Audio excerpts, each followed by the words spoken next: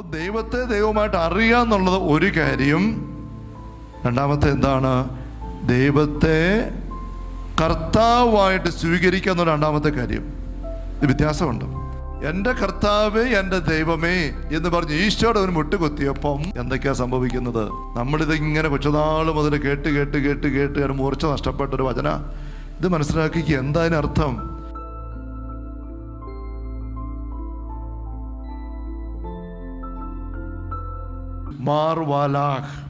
മാർവാലാഖ് സൊറിയാനിയില് മാർ എൻ്റെ കർത്താവേ, ലാഖ് എൻ്റെ ദൈവമേ, എൻ്റെ കർത്താവേ, എൻ്റെ ദൈവമേ. ആ വിശ്വാസ പ്രഖ്യാപനം വാസ്തവത്തിൽ അതിൻ്റെ അർത്ഥം എന്താ? എൻ്റെ കർത്താവ് എൻ്റെ, നമ്മുടെ കുർബാനക്രമത്തിലൊക്കെ എപ്പോഴും ഉപയോഗിക്കുന്ന തോമാസിൻ്റെ വിശ്വാസ പ്രഖ്യാപനം കർത്താവായ ദൈവമേ, അല്ലേ? നമ്മളെപ്പോഴും പറയുന്നുണ്ട് കർത്താവായ ദൈവമേ. ആ പ്രയോഗത്തിനകത്ത് തോമാസ് വിശ്വാസ പ്രഖ്യാപനം ഉള്ളത്. എന്താ അതിൻ്റെ അർത്ഥ വ്യത്യാസം എന്ന് നമ്മൾ ചിന്തിക്കാറുണ്ടോ? ദൈവമെന്ന് പറയുമ്പം എലോഹിം യാഹ്വ എന്നുള്ള പേര് നമുക്കറിയാം. മോശ ചോദിച്ചു ദൈവം പ്രത്യക്ഷപ്പെട്ടപ്പം അങ്ങയുടെ പേരെന്താ? അങ്ങനെ പേരൊന്നും പറഞ്ഞില്ല, ആയിരിക്കുന്നവൻ ഞാനാകുന്നു. അതാണ് യാഹ്വേ, യഹോവ. അത് പഴയ നിയമത്തിലെ ദൈവത്തെക്കുറിച്ച് പറയാൻ അവർ ഉപയോഗിച്ചു. ഈശോയും അപ്പോസ്തലന്മാരും പറയുന്നുണ്ട് അയാം ഹുവാം, ഞാൻ ആയിരിക്കുന്നവനാണ് എന്ന് ഈശോ പറഞ്ഞ രംഗം യോഹന്നാൻ പറയുന്നുണ്ട്. അത് വെച്ച് നമ്മുടെ ഈശോയ്ക്കും യഹോവ എന്ന് പേര് വിളിക്കാം. യഹോവ എന്ന് പറയാൻ പറ്റും. അതിൻ്റെ അർത്ഥത്തിലുള്ള ആയിരിക്കുന്നവനാണ്. എന്നാൽ ദൈവം എന്നുള്ള യഹോവ എന്ന വാക്കിൻ്റെ അർത്ഥം ആയിരിക്കുന്നവൻ ഞാനാണ്. ആ യഹോവയായിട്ട് സ്വയം പരിചയപ്പെടുത്തിയ ആ സാന്നിധ്യത്തെ ദൈവമായിട്ട് നീ അംഗീകരിക്കുന്നുണ്ടോ ഇല്ലയോ? ഇതാ ഒന്നാമത്തെ ചോദ്യം. അപ്പം ഈശോയെ ദൈവമായിട്ട് അംഗീകരിക്കുന്നോ?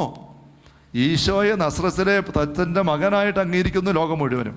ചരിത്ര പുരുഷനാണ്, അത് അംഗീകരിക്കും. ഈശോ ദൈവമായിട്ട് അംഗീകരിക്കുന്നുണ്ടോ? ലൂക്കാ 8:38-39 പിശാചബാധ ഒഴിഞ്ഞ മനുഷ്യൻ അവൻ്റെ കൂടെ ആയിരിക്കും അനുവാദം ചോദിച്ചു. അവനെ തിരിച്ചയച്ചിട്ട് ഈശോ പറഞ്ഞു, നീ വീട്ടിലേക്ക് തിരിച്ചു പോയി ദൈവം നിനക്ക് ചെയ്തതെന്ന് അറിയിക്കുക. അവൻ പോയി ദൈവം തനിക്ക് വേണ്ടി ചെയ്ത കാര്യങ്ങൾ പട്ടണം വ്യക്തമാക്കി എന്നാണോ പറഞ്ഞിരിക്കുന്നത്? അവൻ വീട്ടിലേക്ക് പോയി എന്ത് ചെയ്തു? അവൻ പോയി യേശു തനിക്ക് വേണ്ടിയ കാര്യങ്ങൾ.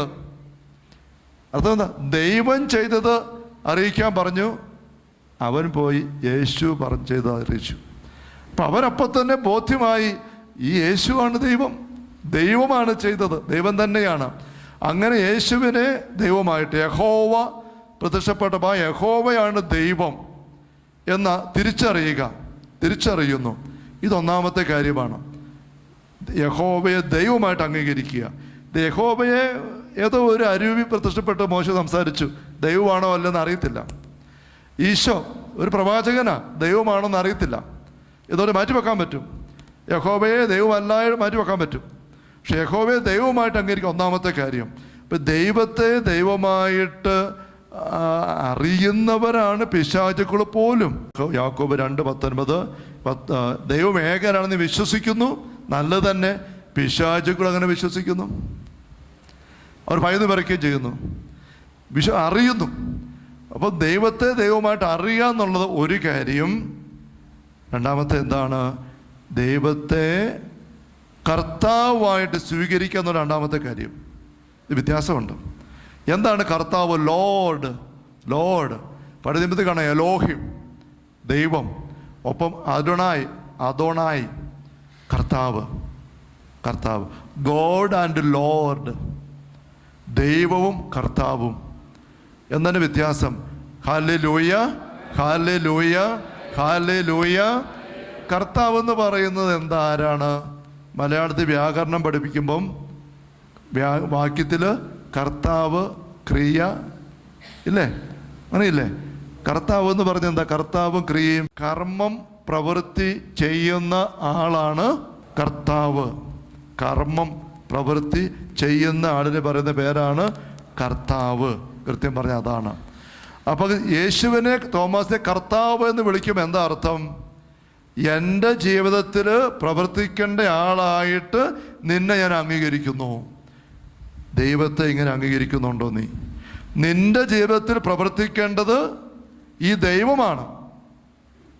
പിന്നെ വേറെ ആരാ പ്രവർത്തിക്കാൻ സാധ്യത? സാത്താൻ.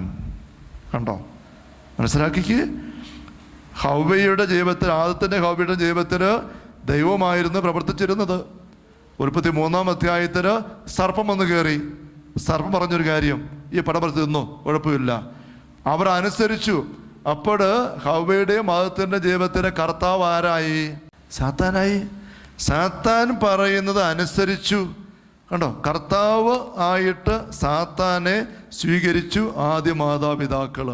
യോഹന്നാൻ സുവിശേഷം 13-ാം അധ്യായം 2-ാം വാക്യം, അത്താഴ സമയത്ത് പിശാച് ശിമെയോന്റെ പുത്രനായ യൂദാസിന്റെ മനസ്സിൽ യേശുവിനെ ഒറ്റിക്കൊടുക്കാൻ തോന്നിച്ചു.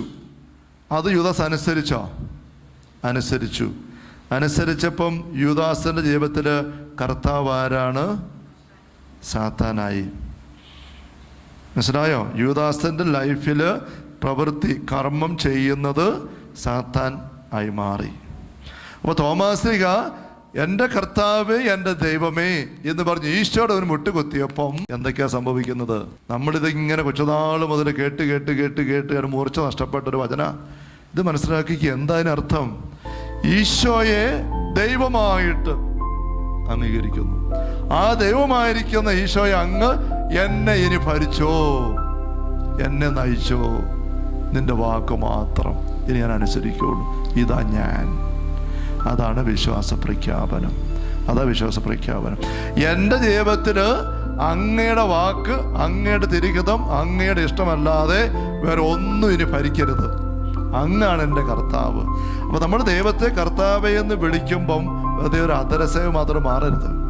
ദൈവമാണ് നമ്മളെ നിയന്ത്രിക്കുന്നത്, ഭരിക്കുന്നത്, നയിക്കുന്നത് എന്ന് നമ്മൾ ഒപ്പുവെക്കുന്നതാണ് കർത്താവേ, കർത്താവായ ദൈവം എന്ന് വിളിക്കുമ്പോൾ. അപ്പം എൻ്റെ കർത്താവ്, എൻ്റെ ദൈവം എന്നുള്ള ഏറ്റുപറച്ചിലിനകത്ത് ഇത്രയും കാര്യം ഒളിച്ചേർന്നിരിക്കുകയാണ്.